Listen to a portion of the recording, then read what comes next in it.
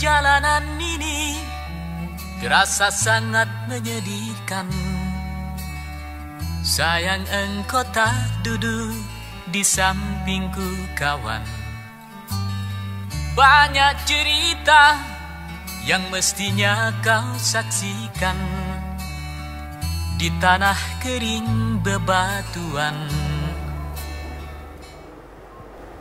Halo sahabat kebenaran, bagaimana kabar Anda hari ini? Mudah-mudahan saja selalu sehat dan bahagia. Senang sekali saya Brigita Manhara kembali menyapa Anda di episode kedua dari program Suara Kebenaran ADR TV. Senang sekali karena beberapa hari terakhir kalau kita melihat Presiden ini sepertinya sudah mulai bersiap menata kabinetnya, agar nanti pada proses pelantikan ini jajaran kabinet pembantu presiden sudah siap untuk mudah-mudahan saja membawa Indonesia ke arah yang lebih baik lagi. Tetapi bicara tentang pemilihan presiden yang sudah berlalu, ini ternyata masih menyisakan kegelisahan tersendiri. Bagaimana tidak, putusan MK 90/PUU/21 tahun 2023 ini sampai sekarang masih menjadi perdebatan hukum. Dan kemudian putusan MA nomor 23 ini ternyata juga masih menjadi pembahasan di kalangan masyarakat hukum. Untuk itulah pada hari ini kami akan membahas lebih lanjut berkenaan mengenai implikasi putusan MK nomor 90 dan juga putusan MA nomor 23.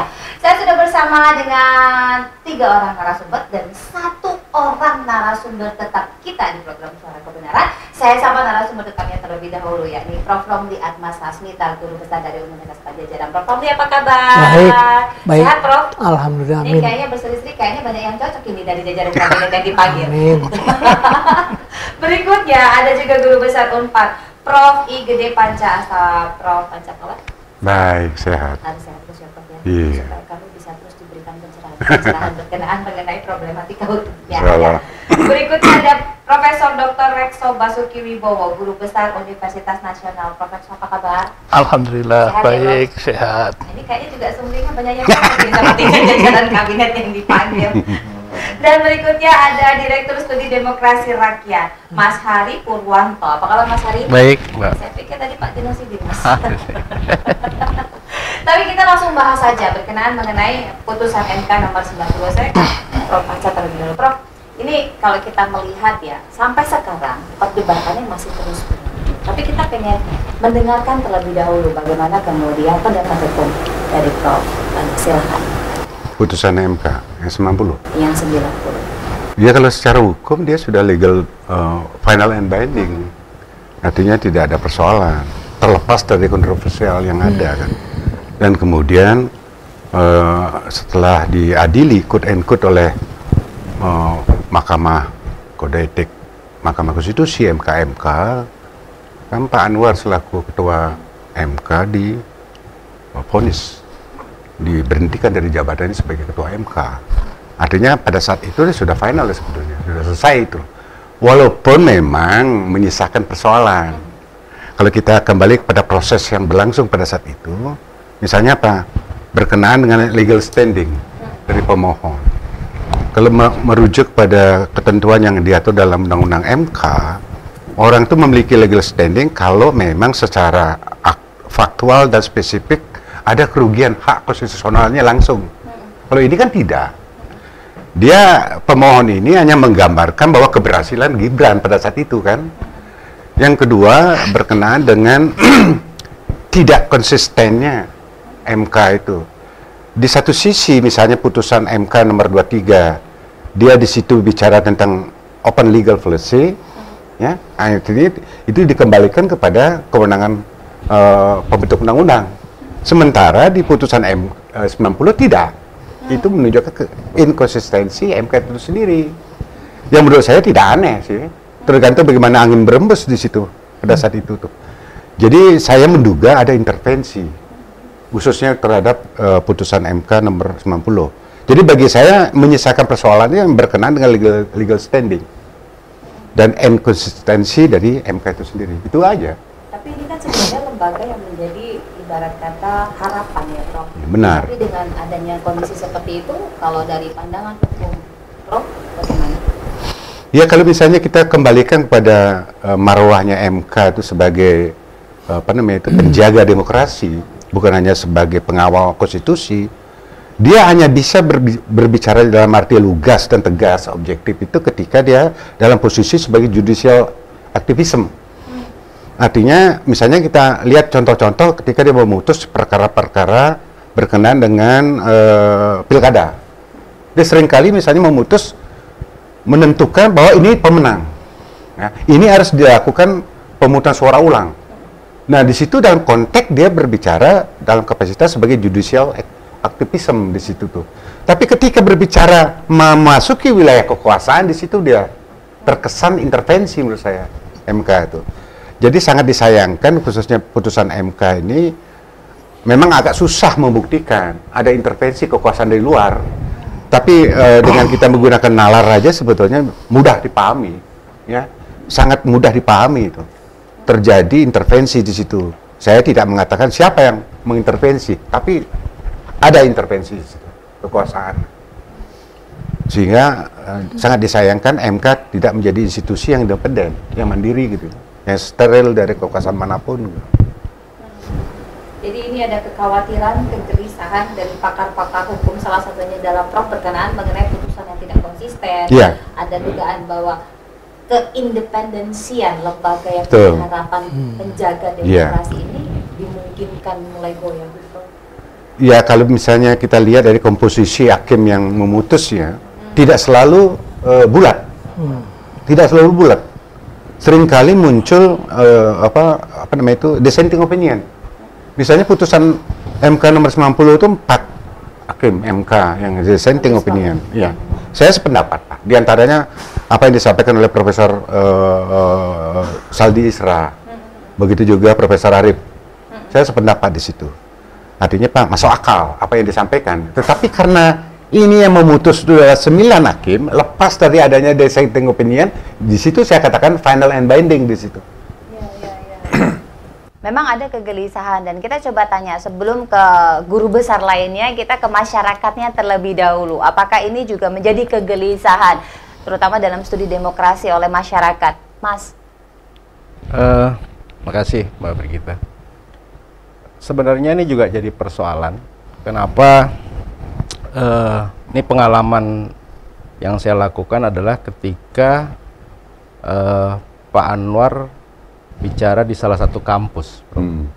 Itu kalau tidak salah di bulan September 2023. Itu dalam acara tersebut Mbak Brigita, posisi Pak Anwar kan diundang sebagai salah satu narsum. Tapi dia sudah mengeluarkan statement soal masalah umur. Iya, betul. Nah, di situ kebetulan saya bersikap, saya mengeluarkan rilis karena tidak etis dengan posisi jabatannya yang melekat sebagai ketua MK saat itu kan gitu. Nah, itu udah jadi indikasi buat saya, Mbak. Sebelum ini putus, saya bilang, waduh, ini berarti akan terjadi sesuatu nanti. Artinya saya melihat sudah ada pola yang sedang dilakukan untuk meloloskan. Walaupun jadi gini, bisa dirasakan tapi nggak kelihatan, bahasa gitu loh. Itu yang saya melihat pada saat itu, wah, ini sinyalemen. Pasti akan terjadi. Betul. Ternyata terjadi kan gitu. Nah, jadi saya menganggap bahwa putusan MK atau putusan MA saat ini dalam ruang demokrasi saat ini juga harus kita pikirkan apakah ini utuh menjaga keutuhan demokrasi atau hanya sekedar kepentingan untuk meloloskan siapa yang diuntungkan dari putusan tersebut, kan gitu.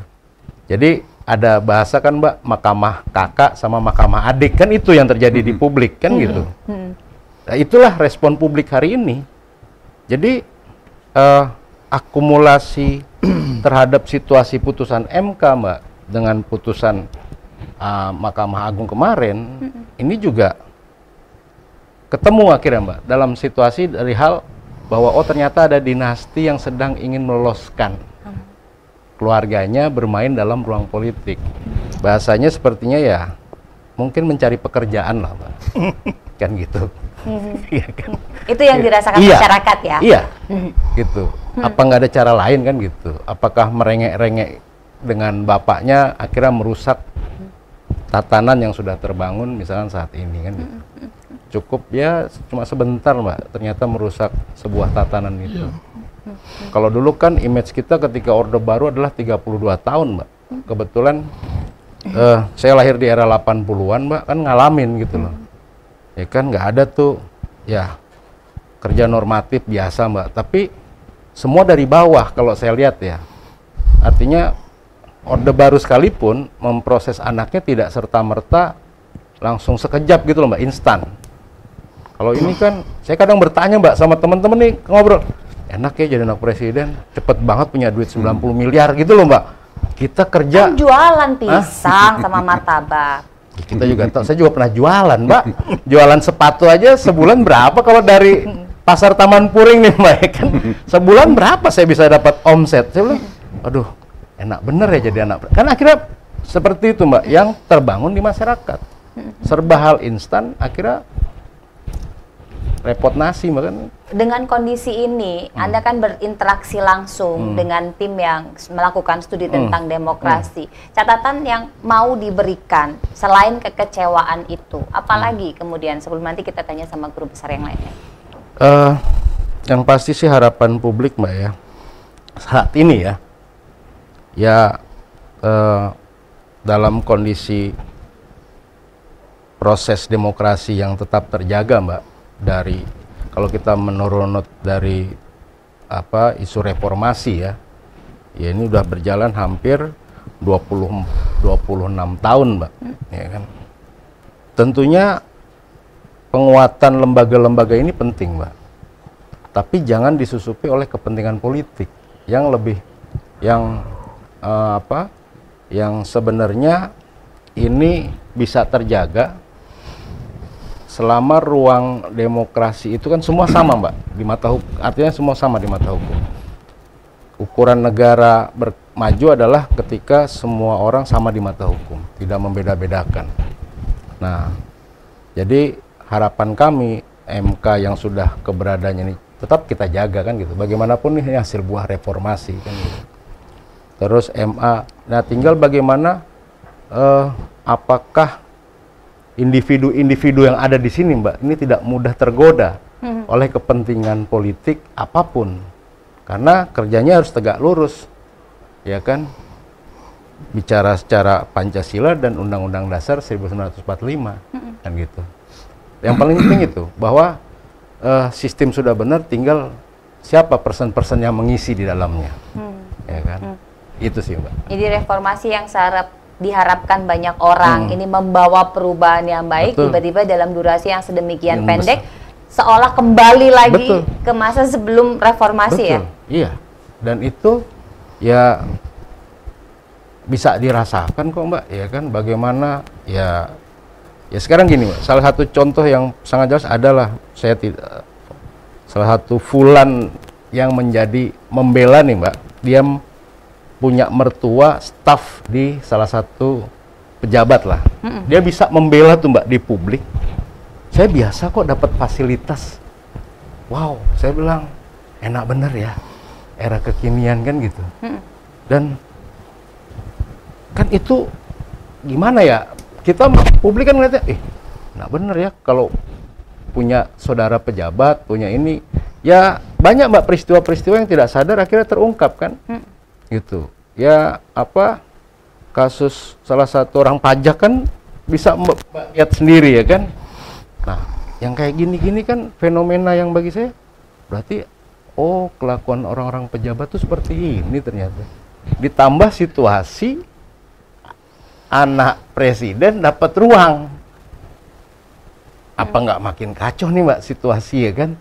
Gitu kan akhirnya apa, barbar dong Mbak. Ya kan, hukum di mana? Ya kan. Nah ini yang pesan ya dari saya ya, terutama karena saya juga sering ketemu dengan teman-teman dan sering berdiskus juga di bawah. Lah Bang, kita demokrasi kita kalau bisa kita jaga lah, ya kan. Tapi nggak bisa semena-mena karena orang punya jabatan menggampangkan, memudahkan, meloloskan kan gitu. Itu Mbak. Ini ada yang menarik karena abuse terhadap kekuasaan kewenangan yang dimiliki Kita ke Prof. Rekso. Prof, ini tadi sudah disampaikan oleh Prof. Gede ya, bagaimana kemudian beliau merasa ada yang janggal sebenarnya. Walaupun putusannya sudah clear, tetapi ada yang janggal. Dimungkinkan ada intervensi yang tangannya ini, yang tadi kalau saya pinjam kata Mas Hari, kita rasa, tapi kita nggak lihat. Iya kan? Ibarat kata kita mencium baunya, tapi tidak ada di barangnya. Nah, kalau dari Prof sendiri? Iya, putusan 90 itu realitas yuridis ya. Putusan MK itu final and binding erga omnes, kita semua tahu. Dan produk dari putusan itu pencawapresan Gibran sudah, dan proses pemilu sudah selesai, menunggu pelantikan. Tetapi kita perlu mengkritisi peristiwa itu sungguh sangat mencederai ya demokrasi dan hukum ketatanegaraan. Jadi bukan hanya intervensi ketika proses itu berlangsung. Sejak dari awal perkara itu diajukan, itu orang sudah menebak ada intensi apa di balik permohonan itu yang menyasar pada usia calon wakil presiden. Dan itu sudah banyak pakar mengingatkan pada Ketua MK saat itu, Profesor Anwar Usman, adanya potensi kuat konflik of interest. Ya. Prinsip dasar peradilan itu ya independensi dan imparsialitas. Jadi independen, bebas dari intervensi, dan betul-betul tidak memihak. Tetapi kasat mata kita semua melihat bahwa Anwar Usman itu adalah paman ya, dari Gibran yang waktu itu belum dicalonkan sebagai cawapres, tetapi sudah bisa ditebak arahnya kemana. Anwar Usman dalam satu kesempatan menjawab, MK itu kan mengadili konflik norma. Ya. Tetapi betul itu, betul. Tetapi produk daripada putusan itu nantinya untuk siapa itu orang sudah membaca. Dan akhirnya terbukti, ya, terbukti. Bagaimana curhatnya Profesor Saldi Isra ketika menyampaikan dissenting opinion, ya. Begitu perubahan begitu cepat, ya. Padahal perkara-perkara pengujian yang sebelumnya diajukan sikap MK itu konsisten. Tetapi dalam kasus itu berubah 190 derajat. Ini yang luar biasa. Saya memandang ini sebuah bencana hukum ketatanegaraan dan bencana untuk demokrasi Indonesia, dan butuh waktu yang lama untuk membangkitkan kepercayaan publik, ya, rakyat terhadap hukum dan peradilan dan sistem demokrasi. Ini sangat menyakitkan. Kalau boleh saya lebih lugas ingin mengatakan dalam kesempatan ini, karena berulang kali saya diwawancari soal ini, marahnya belum habis. Ya. Rezim sekarang ini 9 tahun membangun infrastruktur fisik, ya, bendungan, bandara, pelabuhan, jalan raya. Bolehlah kita acungi jempol, tapi setahun terakhir dia menghancurkan infrastruktur demokrasi dan hukum. Ini yang kita rasakan sekarang. Tentunya kita berharap pemerintahan Pak Prabowo ke depan bisa lebih baik mengembalikan kepercayaan rakyat pada hukum dan demokrasi. Itu. Cuman Prof, memang walaupun ada ya kegelisahan-kegelisahan itu yang disampaikan dalam ruang-ruang diskusi seperti ini, apakah dimungkinkan upaya lain untuk bisa membuat agar kegelisahan, kekecewaan ini sedikit terobati? Ya, mengembalikan kepercayaan itu yang menjadi persoalan tersendiri, ya. Bagaimana pemerintahan baru Pak Prabowo nanti mampu menegakkan hukum, menjalankan demokrasi dengan sebaik-baiknya, sehingga secara bertahap rakyat itu kembali percaya bahwa proses demokrasi itu idealnya memang demikian, baik, ya. Tidak seperti pengalaman traumatik sebelumnya. Itu pengalaman buruk yang tidak boleh terulang. Ya. Karena kalau itu menjadi presiden, saya tidak tahu kemana lagi Republik ini ke depannya. Ya. Karena praktek-praktek menghalalkan cara, ya, nepotisme yang itu sudah jelas menjadi amanat dari reformasi untuk memberantas korupsi, kolusi, nepotisme, itu terbukti dalam kasus kemarin, terbukti.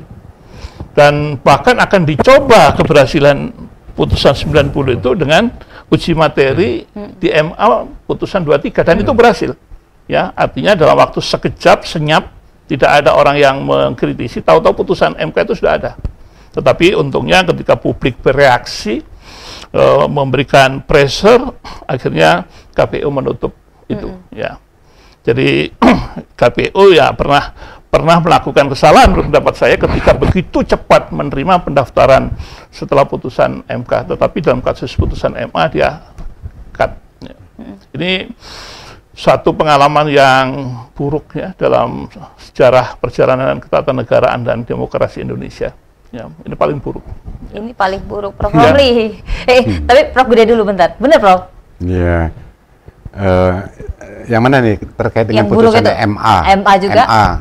Ya kalau saya juluki MA di Mahkamah Angin-Anginan memang sih judulnya. Kenapa, Prof? Ya kadang-kadang putusannya benar, keseringan ngaco. Ya. Jadi angin topannya lebih banyak, Prof? Lah ya, ini sebetulnya putusan MA ini saya nilai ultra vires. Artinya dia memutus terhadap sesuatu norma yang bukan menjadi kewenangannya dia mengubah. Iya, iya. Ya artinya kalau di MK itu sering dikatakan sebagai open legal policy-nya pembentuk undang-undang, apa bedanya? Dia mengubah norma yang ada di dalam undang-undang. Di situ dikatakan penetapan calon pada saat orang itu usianya itu pada saat penetapan calon, bukan pada saat orang itu dilantik. Di mana-mana juga begitu. Penentuan usia itu adalah pada saat dia mencalonkan diri atau kemudian ditetapkan sebagai calon, bukan pada saat dia dilantik. Ini saya katakan ultra vires dia. Sudah melampaui kewenangannya, ini bukan menjadi kewenangannya dia untuk mengubah itu. MA ini sama gilanya dengan di putusan MK itu 90 itu gitu. Di satu sisi dia dengan tegas mengatakan bahwa ini open legal policy, sementara ini ditabrak gitu loh. Itu saya katakan tidak konsisten dia. Pada dasarnya sama aja. Putusan MK 90, putusan MA 23 ya kalau salah ya. Sama aja, pada dasarnya sama. Hanya beda institusinya aja. Yang satu Mahkamah Ketuhanan yang Maha Esa, yang satu Mahkamah Angin-Anginan. Ini menarik, ini menarik. Ternyata kita bisa merasakan bagaimana guru-guru yang selama ini memberikan idealisme, mengajarkan bagaimana seharusnya hukum itu tegak untuk bisa menata bangsa, ternyata infrastrukturnya rusak begitu saja setahun terakhir. Inilah wujud dari kekecewaan, kesedihan, bagaimana beliau-beliau mengajarkan yang benar, tapi justru malah bubrah, Prof. Romli. Gitu ya, Prof? Silakan, Prof. Romli. Saya melihat ya, dari pembicaraan ini, fenomena yang terjadi, dua putusan MA, MK ini, kita lupa bahwa negara kita negara hukum, bukan titik, ada komanya. Ya. Lihat aja alinea keempat, Undang-Undang 45. Ujung-ujungnya kan negara hukum yang bisa menciptakan keadilan sosial. Lupa kita soal keadilan sosial. Dalam pengertian bahwa keadilan sosial itu harus adil bagi semuanya, bukan hanya anak presiden, tapi juga anak yang lainnya. Itu satu ya. Yang kedua, pengalaman kita, saya mengamati bahwa ternyata hukum itu tidak bisa dipisahkan dari politik, kekuasaan. Jadi katakan bahwa hukum itu berkelindan dengan kekuasaan. Tanpa kekuasaan, hukum itu tidak ada artinya apa-apa. Jadi dengan masuknya unsur kekuasaan, maka prinsip hukum yang dikatakan bahwa yang penting bagi hukum itu adalah proses, bukan hasil, terbalik. Sekarang yang penting tujuan, prosesnya gimana kewe. Jadi bisa seperti ini kejadiannya, prosesnya yang bermasalah, bukan hasilnya dia menang apa enggak, bukan itu. Jadi dari sudut sana terlihat bahwa pertama, hukum ini belum membudaya, yang pasti ya. Membudaya dalam pikiran kita bukan hanya hukum membudaya di kalangan masyarakat, kesadaran hukum, kesadaran berpolitik pun sama, belum membudaya. Karena bagi kekuasaan, bagaimana caranya saya sampai ke sana, bukan kudu harus bagaimana, tapi tujuan yang tercapai. Ini masalah filosofis, masalah bagaimana kita harus mengajarkan pendidikan hukum, kan begitu. Sedangkan kita tahu hukum itu sampai dari A sampai Z harus tertulis. Ada kepatuhan, kesadaran dari yang menguasai hukum. Who is the man behind the gun, itu lebih penting ternyata.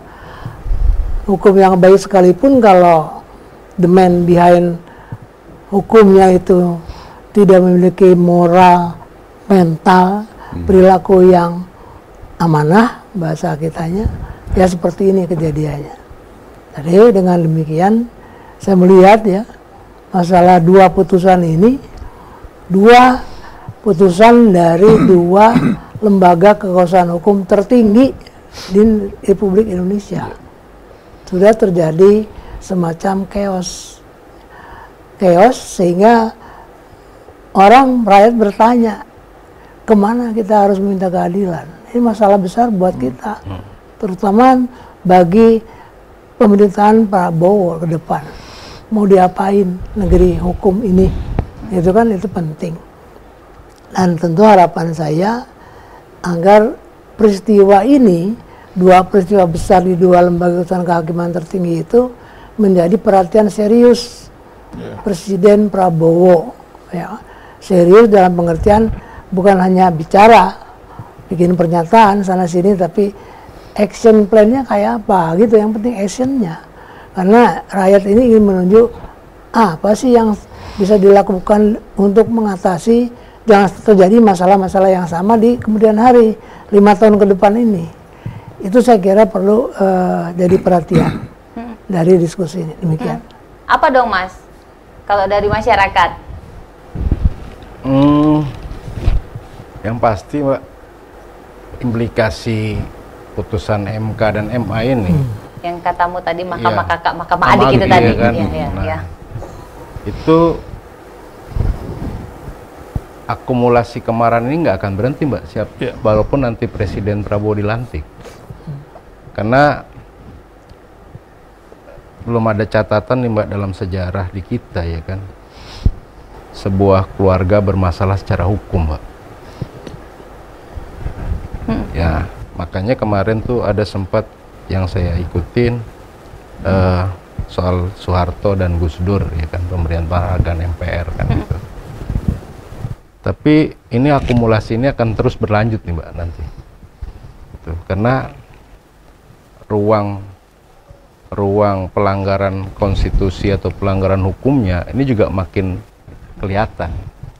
Baik dari sisi Jokowi sebagai presiden pasca dia menjadi presiden ya kan. Nanti ke anak-anaknya Mbak, bahkan ke menantunya kan gitu. Ini celah itu akan tetap ada Mbak. Gitu. Suara publik, suara bawah ini nggak akan berhenti. Gitu. Ya kan? Karena kemarahan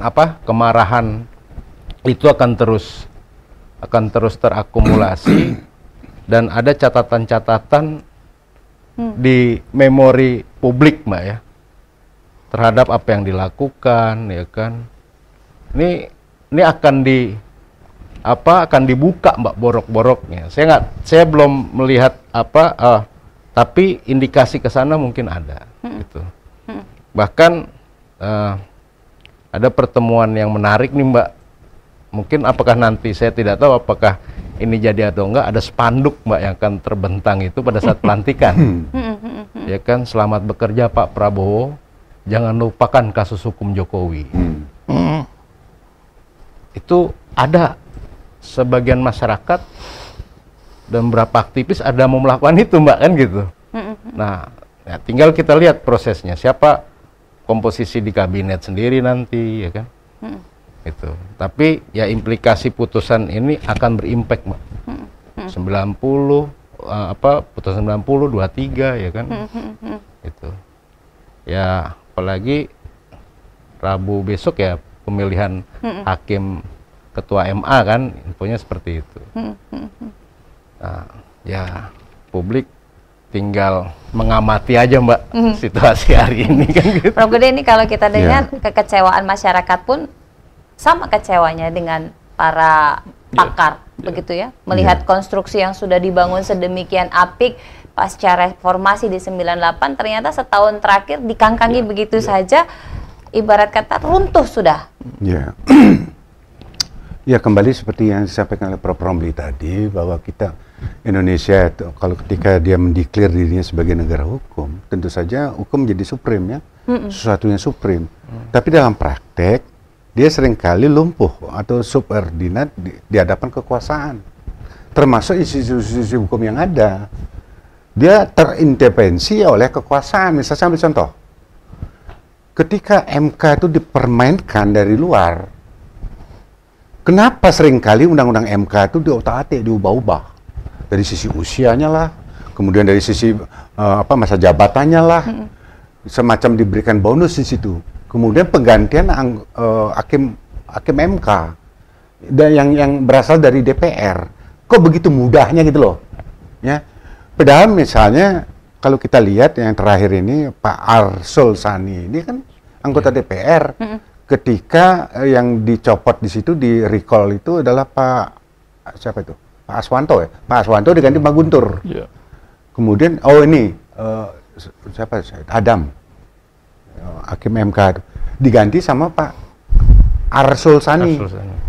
Padahal di situ terjadi konflik of interest di situ. Mestinya nggak boleh. Fit and propernya dilakukan oleh kawan-kawannya di Komisi 3 gitu loh. Ini menurut saya ini sudah membuktikan bahwa MK ini menjadi institusi yang mudah sekali dipermainkan.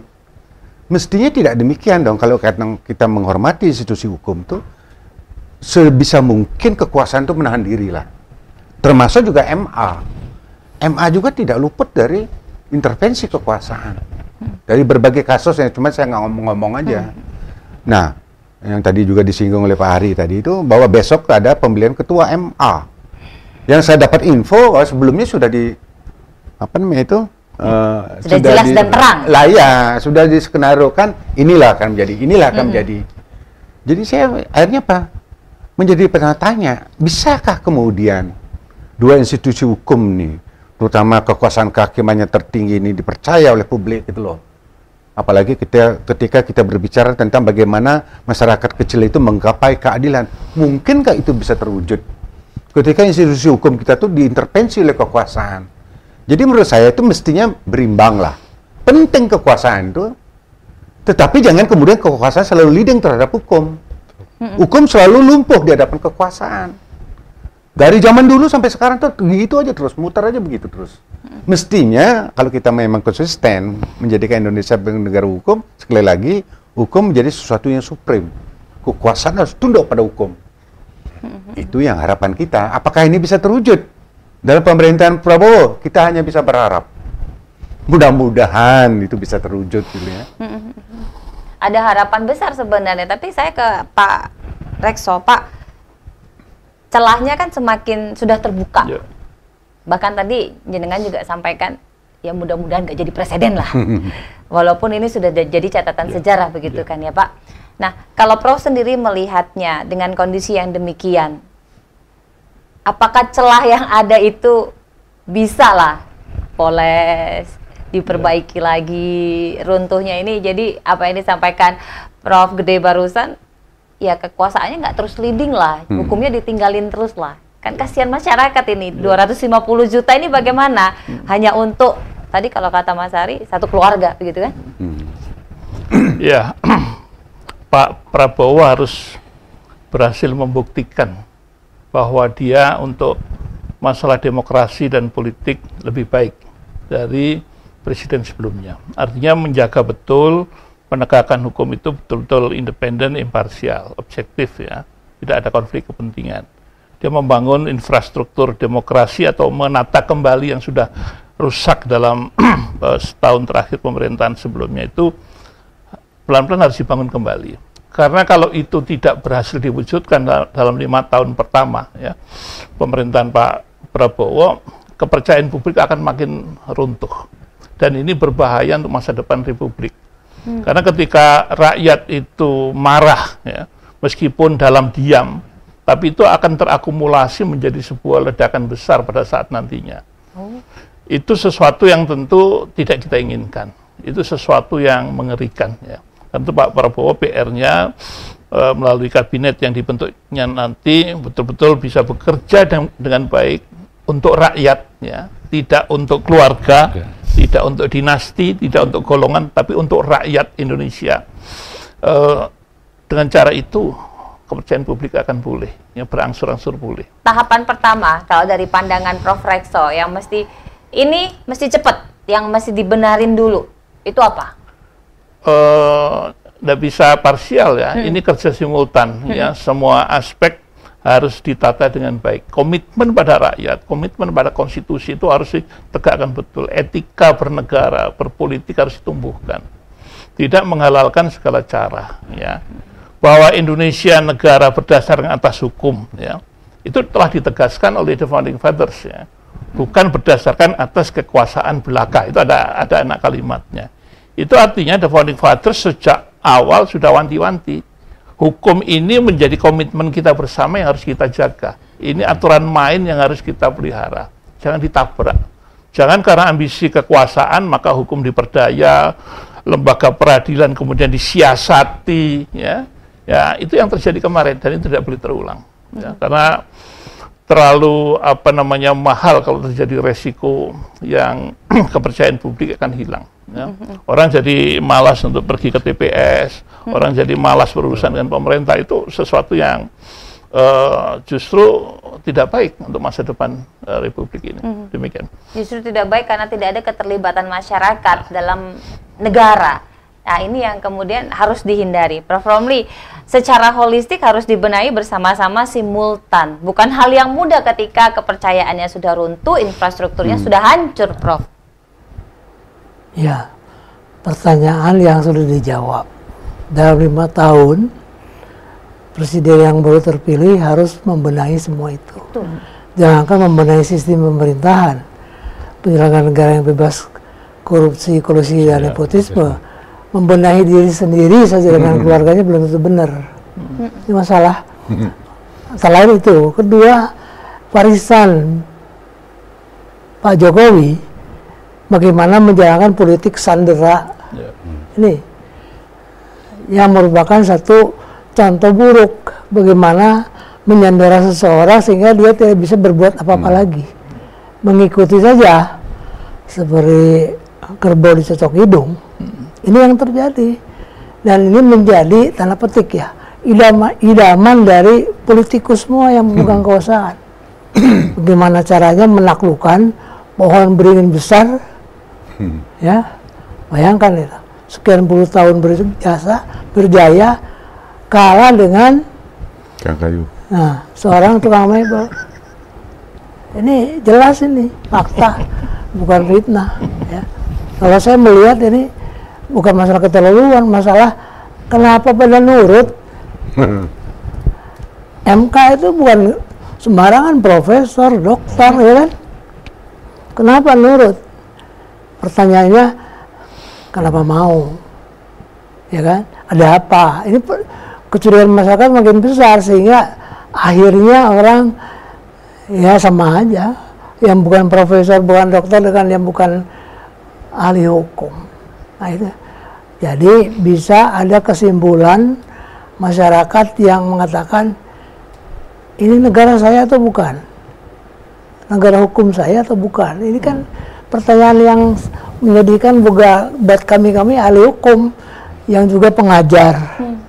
Ya kan? Selama ini kita mengajari yang benar, menara gading hukum itu seolah-olah bagaimanalah harapan bisa ditumpahkan di sana, tapi realita hukumnya beda. Perbedaannya bukan karena hukum yang buruk, undang-undang yang buruk, pemegang kekuasaannya yang buruk, pemegang amanah menjalankan hukum itu yang buruk. Kenapa buruk? Kembali lagi, masalah moral, mental, dan perilaku. Yang pertama ya sahabat kekuasaan lah, ya. Bagaimana saya harus hidup, bagaimana jabatan ini jangan lepas, ya kan? Apapun juga dilakukan. Jadi ini masalah mendasar peradaban. Indonesia memasuki abad 21. Ya. Kembali ke peradaban masa yang kita celak Orde Baru, ya kan? Semua pada tanpa kuasa, tanpa daya. Jadi ini pandangan pesimis. Tapi harusnya di balik pandangan pesimis ada optimisme. Pertanyaannya, optimisme yang gimana yang kita harus miliki sekarang ke depan? Itu yang penting. Ya, pendidikan udah kurang bagaimana, pendidikan hukum, pendidikan sosial kurang bagaimana, pendidikan politik kurang bagaimana, ya kan? Struktur kelembagaan luar biasa, eksekutif, yudikatif, ya kan, legislatif, ada trias politika, katanya permisahan, ditafsirkanlah bukan pemisahan tapi pembedaan. Nah, mulai karena celahnya pembedaan masih bisa saling mempengaruhi. Ini masalah besar kita. Tapi kalau pengaruhnya sebesar kemudian harus tunduk takluk, kan serem, Prof. Ya memang kalau saya melihat ini kan ada aspek filosofisnya, yuridisnya, sosiologisnya, komparatifnya ke negara luar. Kok di luar bisa tuh? Kenapa kita nggak bisa? Apa bedanya kita sama Singapura, Thailand, Vietnam? Jangan banding ke Eropa terlalu jauh. Ini yang dekat-dekat aja ini, ya kan? Nah ini menjadi kenapa bisa di sini enggak? Contoh aja disiplin. Di Singapura nggak ada polisi, disiplin buang sampah jelas tuh. Kita malu untuk buang sampah di jalan. Di sini seenaknya aja. Nah ini masalah. Ya. Jadi menurut saya sepanjang peradaban masyarakat, budaya-budaya paternalistik itu kuat, sepanjang itu kita tidak bisa mencegah apa yang dikatakan tadi, hedonis, dinasti politik, dinasti keluarga untuk menguasai kekuasaan. Demikian. Berarti ada yang perlu diperbaiki. Hukumnya udah berantakan ya, Prof. Infrastrukturnya juga sudah hancur. Ya kan, Prof? Kekuasaannya terlalu kuat, terlalu jauh gapnya, dan celah yang sudah bolong ini akibat perilaku yang kurang pas itu sudah ada, ya kan, Prof? Lah, supaya nggak makin luas, makin besar, terus nanti habis itu terjadi cost-nya makin besar, Prof, gede. Ya. Optimisme bagian mana yang harus dibangun kalau menurut Prof? Sebetulnya ada yang mempertanyakan persoalan penerapan sistem presidensial. Kalau merujuk kepada konstitusi kita kan, dalam sistem presidensial ini kan presiden menjadi primadona dia. Dan cenderung konstitusi kita itu eksekutif heavy di situ. Artinya kekuasaan lebih besar ada pada presiden. Kenapa? Kenapa demikian? Agar presiden selaku chief of eksekutif bisa menyelenggarakan pemerintahan dengan baik dan lancar dan stabil kondisi negara itu. Meskipun demikian, sudah dibuatkan jaring-jaring pengaman. Jangan sampai presiden itu menjadi ujung-ujungnya diktator atau otoriter gitu ya. Misalnya apa? Ada DPR yang mengontrol. Ada Mahkamah Agung yang juga ikut mengontrol secara hukum. Ada BPK yang mengaudit keuangan negara, etc. Jaring-jaring pengaman itu sudah diatur sedemikian rupa. Cuma dalam praktek seringkali eksekutif EP itu memang menyebabkan presiden itu menjadi relatif kuat posisinya. Seperti yang dipraktekkan baik oleh Presiden Soeharto dan terakhir oleh yang sama-sama kita rasakan oleh Presiden Jokowi ini. Justru dilakukan di ujung-ujung dia menjelang berakhir menjadi presiden gitu loh. Nah, apakah penyebabnya karena sistem presidensial ini kah atau kembali pada the man behind the gun-nya? Kalau saya melihat dari tergantung presidennya. Siapa yang menduduki jabatan presiden ini? Kalau misalnya di Singapura kurang gimana di situ? Ya, tetapi kok suksesi pemerintahan begitu berjalan damai, berhasil dan cenderung tidak menyalahgunakan kekuasaan di situ. Perdana Menteri yang ada. Di Indonesia ini kurang gimana? Loh, semua jaring pengaman sudah diatur. Dan seringkali kita didapati ujung-ujungnya presiden itu menjadi otoriter. Menginjak-injak hukum, tidak peduli tentang etika dan moral gitu loh. Nah, jadi menurut saya itu kembali bukan sistemnya yang salah, manusianya. Kenapa? Karena saya berpendirian, sehebat apapun sistemnya, kalau manusia yang ada dalam sistem ini berkeinginan kuat, berambisi untuk menghancurkan sistem, hancur tuh sistem. Jadi saya lebih percaya kepada the man behind the gun. Kembali pada presidennya. Mudah-mudahan Pak Prabowo tidak demikian. Cuma saya juga masih bertanya-tanya, karena bagaimanapun juga Pak Prabowo itu adalah mantunya Presiden Soeharto. Mudah-mudahan tidak kena gitu loh pengaruh Pak Harto dulu. Ya ini kan hanya berharap gitu loh ya.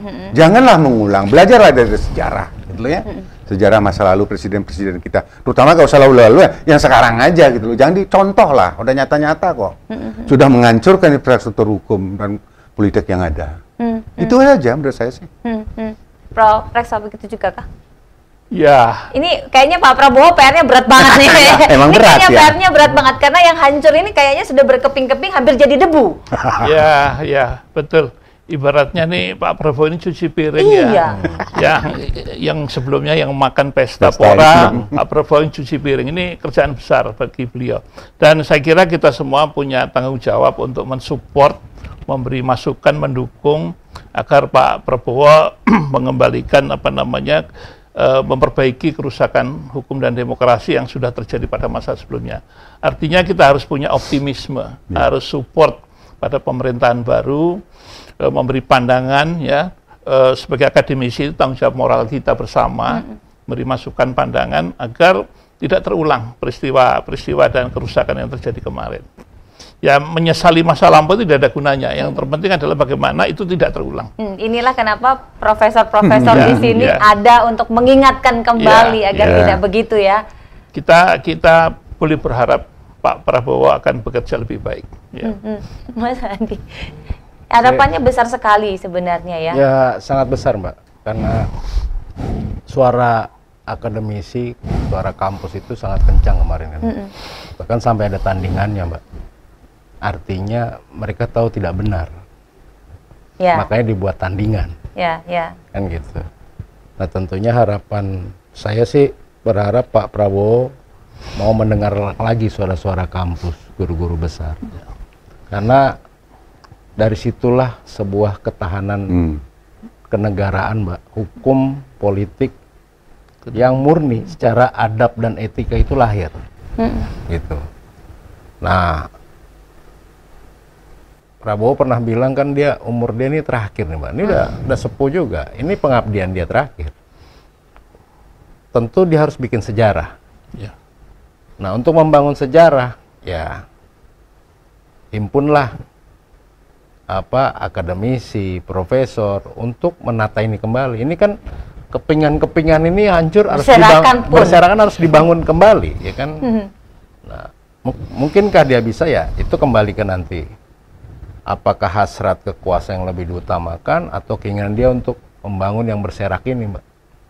Kan gitu. Artinya kita tadi saya bilang masyarakat juga berharap, makanya ada bahasa ya selamat bekerja Pak Prabowo, tapi jangan lupakan, nah kan gitu.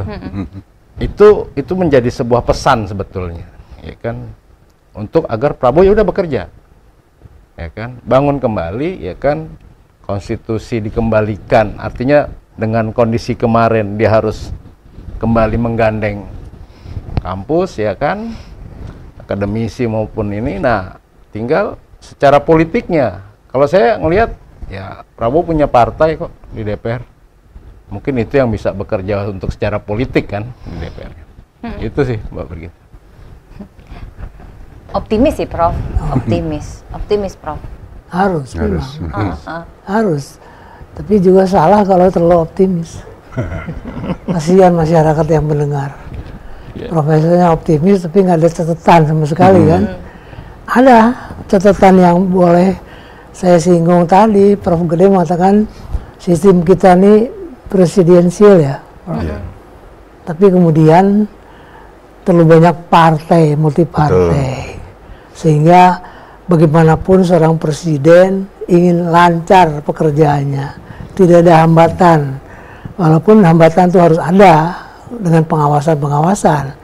Lalu dibuatlah sistem koalisi. Sistem koalisi itu bukan bagus untuk yang memerintah, tidak bagus untuk yang mohon keadilan, tidak bagus untuk pengawasan. Lumpuhlah pengawasan karena koalisi, ya kan, itu pokok soalnya ini. Tapi karena lumpuhnya pengawasan karena koalisi, yang berkoalisi juga punya kepentingan. Bagaimana terjadilah negosiasi. Kalau negosiasi kan maksudnya win-win solution, nggak ada win-lose. Yang celakanya yang win-nya kelewatan, yang lose-nya ya rakyat yang merasakan bagaimana pemerintahan dijalankan dengan kekuasaan yang terlalu overreacted lah. Contoh banyak ya, nggak usah disebut satu-satu, terlalu banyak. Tapi saya berpikir bahwa memang sekarang beban tugas cuci piring tadi menurut Pak ada pada presiden. Piring yang kebanyakan yang pecah. Tadi berkeping-keping. Kalau mau ngurusin sendirian kan nggak mungkin. Perlu pembantu. Nah, ketika pembantu ini mulai dipanggil sampai 45 orang, pertanyaan berikut, siapa pembantunya ini? Benarkah the right man on the right place? Atau the right man on the wrong place? Ya kan? Ini masalah. Atau the wrong man in the right place? Ini kan masalah juga. Pengalaman kita melihat pergantian pemerintahan selalu terjadi not the right man, not in the wrong place, not in the right place. Jadi dua-duanya nggak benar. Iya, pokoknya nggak benar. Itu masalah. Jadi memang ini fakta loh yang kita bisa sampaikan. Ini masyarakat dengar. Bukan solusinya gimana? Nah, ini solusi kan yang penting. Solusinya adalah kalau orang hukum akan berbicara, lihat undang-undangnya. Undang-undang MK, undang-undang MA, lihat cara undang-undang tentang pemilu, pilkada. Jadi banyak undang-undang yang mesti dilihat karena berkepik-kepik tadi. Pertanyaan berikut, 5 tahun cukup nggak untuk menghasilkan produktivitas? Ya, rakyat miskin, sejahtera, dapat jatah makan siang gratis, misalnya kan, pajaknya bisa jadi tumbuh naik, pertumbuhan jadi 8%. Pertanyaan itu, bukan optimis, bukan pesimis, pertanyaan. Dan yang bisa menjawab adalah pemerintahan yang baru dan kabinetnya. Ya kan? Itu yang kita harapkan. Istiqomah, amanah, ya, tobat, itu aja. Ya, tobat lah. Tobat politik, ya kan, tobat kekuasaan. Tobat agama juga tobat, sudah tahu. Ya. Ini dari saya. Ini ada hal yang menarik karena tadi ada beberapa catatan mulai dari politik sandera, mulai dari bagaimana negosiasi itu dijalankan, dia yang overreacted. Nah, kita mau dengar pesan dari masyarakat, dari bapak-bapak para pakar hukum di sini kepada pemerintahan baru agar yang berkeping-keping ini bisa ditata kembali, agar trust masyarakat bisa kemudian didapatkan kembali walaupun sepertinya butuh perjuangan yang amat sangat panjang. Kita mulai dari masyarakat dulu. Mas Ari, silakan. Saya cuma mau ambil pesan presiden terpilih nanti. Koruptor mau dikejar sampai Antartika, Mbak, kemana? Nah, itu mau saya pertanyakan, buktikan ketika nanti dia selesai dilantik. Sejauh kita undang mana? Lagi episode depan, Prof. Itu aja? Iya, oke, terima kasih Mas Ari. Prof Rekso, silakan Prof Rekso, pesan supaya ini didengar langsung oleh kabinet baru dan oleh presiden terpilih, silakan. Ya, memperbaiki apa yang rusak bukan perkara mudah, tapi harus tetap optimis dan dimulai. Ya, diwujudkan secara nyata dengan langkah-langkah yang jelas, yang itu semua tujuannya memulihkan kembali kepercayaan publik. Itu saja. Dengan cara demikian, Pak Prabowo akan membuktikan dalam sejarah ketatanegaraan dia adalah presiden yang memang yang pantas dipilih sebagai presiden. Dialah yang terbaik sebagai presiden sehingga rakyat memilihnya jadi presiden. Itu yang harus beliau buktikan. Ya. Terima kasih Prof Rekso. Kita geser Prof Gede, silakan. Panjang nggak apa-apa, Prof? Saya jadi bingung dari mana saya harus memulai gitu. Kayak benang kusut sih ini, untuk membenahi situasi yang ada ini. Kalau saya lebih menarik dari sisi ininya, stabilitas pemerintahan yang akan membawa kontribusi bagi pembangunan, terlaksananya pembangunan, entah itu ekonomi dan seterusnya gitu. Apa? Saya tidak mengatakan anti kepada partai politik. Kenapa juga ini karena kita sudah mengklaim diri sebagai negara demokrasi, salah satu pilar demokrasi itu memang harus ada partai politik. Cuma maksud saya begini, kalau belajar dari sejarah, agar pemerintahan itu menjadi stabil, terutama bagaimana membangun satu kabinet yang diisi oleh orang-orang profesional, tidak seperti sekarang, ya kabinet menjadi pelangi dan gemuk. Kenapa? Koalisi partai politik yang begitu banyaknya, ya. Ini tentu saja akan membawa konsekuensi. Apalagi menterinya misalnya sampai 45 kementerian gitu ya. Saya jadi bertanya-tanya, bagaimana bisa menjadi efektif dan efisien pemerintahan kalau diisi oleh sebegitu banyaknya menteri-menteri. Jadi maksud saya begini, oke lah, kalau bicara sistem pemerintahan tetap presidensial, tetap didukung oleh sekurang-kurangnya 2 partai politik besar. Jadi saya memimpikan adanya satu penyederhanaan partai politik yang ada. Sehingga apa? Kalau ini terwujud, satu yang menjadi partai penguasa, satu menjadi partai oposisi. Itu lebih ideal menurut saya. Cuman bagaimana membangun 2 partai yang besar ini? Kalau belajar dari sejarah, dulu Soekarno sudah membangun embrionya. Cuman dilekatkan dengan KOM. Dulu NAS, A, KOM. KOM udah hilang, berarti hanya ada 2 kekuatan. Yang ada kekuatan real yang ada masyarakat, nasionalis dan agama. Mau nggak mereka partai-partai yang ada ini berkoalisi ke dalam 2 kekuatan besar gitu loh. Jadi persoalannya di sini, kenegarawanan dari pimpinan partai politik untuk bisa berfusi. Kalau zamannya Pak Harto kan difusikan secara paksa ya. Dari sejumlah partai politik menjadi PDI, belum pakai P. P3 sama Golkar. Golkar nggak mau menyebut dirinya partai. Ini berhasil, stabilitas pemerintahan menjadi bagus memang. Ya. Cuman sayangnya ketika itu dipaksakan. Bisa nggak dilakukan secara demokratis? Bisa. Misalnya apa? Dengan cara apa? Membangun sistem pemilihan umum distrik. Memang butuh waktu. Terobosan. Butuh waktu ini memang. Tapi apa salahnya kita berpikir ke depan? Kalau memang kita mengharapkan Indonesia itu menjadi stabil, apalagi kita menuju Indonesia emas. Tidak salah loh dari sekarang dipikirkan. Ya. Cuma kembali kepada partai politik yang sudah enjoy sekarang ini. Menikmati kekuasaan yang ada. Mau nggak mereka dengan jiwa kenegarawanannya berfusi dengan kesadaran tingginya sebagai negarawan itu mengkelompok menjadi 2 kekuatan besar. Ini menjadi big question bagi saya. Kalau ini bisa dilakukan oleh Presiden Prabowo, kayaknya nggak mungkin sih ya. Ini butuh waktu sih. Bukan saya berarti pesimis, nggak mungkin. Butuh waktu dia, apalagi faktor usia nih. Nah, ya tentu saja kami ini dari kalangan akademisi, ya welcome saja kalau dimintai pendapat ya. Apalagi ada guru besar sini, Prof. Romli, guru saya, Prof. Rekso, kemudian kawan ini dari kalangan masyarakat, dimintai misalnya kontribusi dengan senang hati. Ya. Dan misalnya tempo hari juga saya diminta atas keinginan Pak Prabowo, timnya itu, bagaimana memberikan kontribusi agar Direktorat Jenderal Pajak dan Bea Cukai itu dikeluarkan dari Kementerian Keuangan. Saya sudah sampaikan, secara hukum kuat. Cuma masalahnya sekarang ketika saya dengar nih, Bu Sri Mulyani akan dijadikan Menteri Keuangan lagi, kayaknya dunia kiamat, nggak akan bisa. Karena dia berkepentingan di situ gitu loh. Padahal kalau ini dikeluarkan beda ceritanya, lain ceritanya. Ya, itu saja yang bisa saya sampaikan ya. Ini paket komplit karena penjelasan beliau dari awal sampai akhir apa langkah taktis yang bisa dilakukan dan strategisnya. Kita ke Prof. Romli, silakan Prof. Romli. Pengalaman ya, pengamatan memang segala tergantung pembisik ya.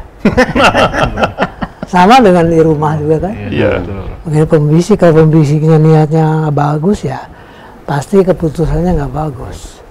Sejak pembisik, saya ingat zaman Gus Dur pembisik. Dulu. Jelas lah, karena ada sesuatu masalah yang dia nggak bisa lihat.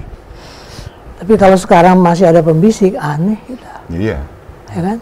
Kebetulan yang berkeping-keping itu dimulai dari masalah hukum. Jadi pastinya pembisiknya ahli hukum. Ya. Nggak mungkin ahli politik.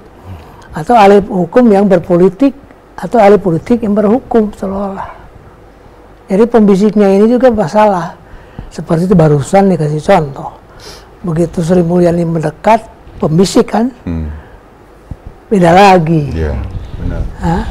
Pecah ya. Jadi pajak dibawa lagi satu pintu, satu payung. Ya. Yang dulu tidak berhasil. Iya. Selalu pajak pendapatan rendah, ya kan? Ini. Tapi yang disalahkan masyarakat kan, tidak patuh pajak. Nah yang terima pajak nggak pernah cerita kemana uang pajaknya, ya kan? Berhak tahu kan? Iya. Masyarakat Untuk apa? nggak perlu ditanyain ke masyarakat. Itu uangnya kemana? Hasil korupsi triliun, ya kan? Kejaksaan KPK kan setornya ke Kementerian Keuangan. Pertanyaan saya, pos apa? Pos anggaran apa? Pemulihan kerugian itu masuk. Lalu kapan kita mendengar Kementerian Keuangan Sri Mulyani kalau kita memang dulu semangatnya pemberantasan korupsi, nih uang 1 tahun ini terima dari kejaksaan selalu melaporkan sekian triliun KPK, tapi yang terima uangnya kok nggak ngomong. Yang terima uang kan dia lebih tahu, yang lebih akurat. Tapi sekarang masuk lagi, maaf, ya udah kembali lagi kepada pola lama. Iya. Pertemuan boleh aja dikira-kira, namanya perkiraan kan. Kira-kira saya nanti menjadi pejabat, kira-kira kan boleh. Soal jadi enggaknya tergantung dari yang di atas kan. Nah ini masalah kita. Jadi sekali lagi optimisme harus dibarengi dengan semangat.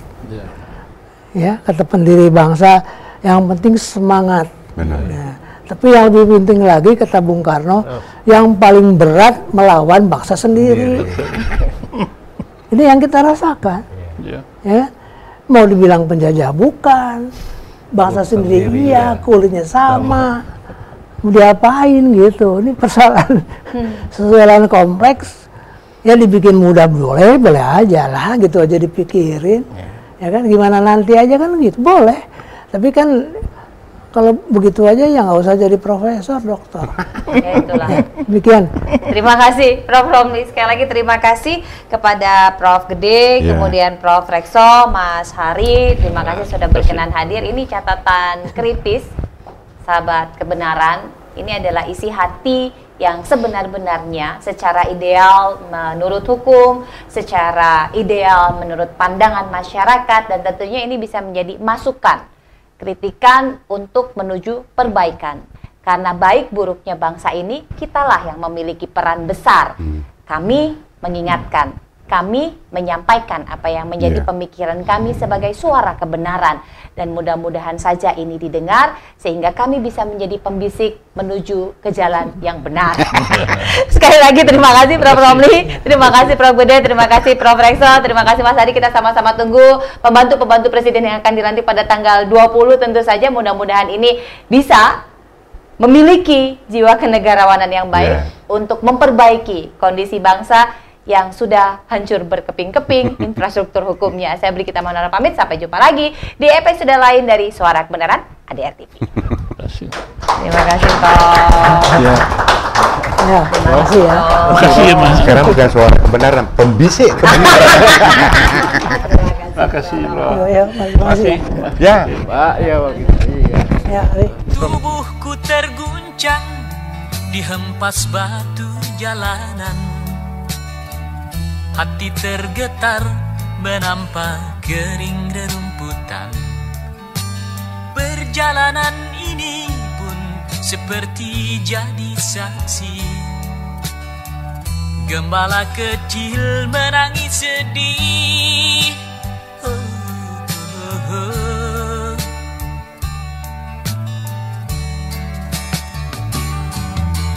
Kawan coba dengar apa jawabnya ketika ia ku tanya mengapa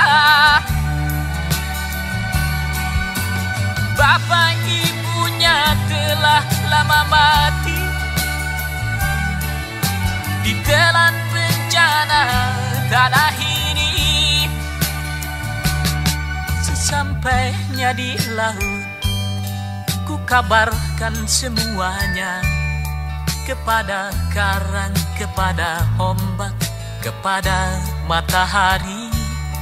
Tetapi semua diam, tetapi semua bisu.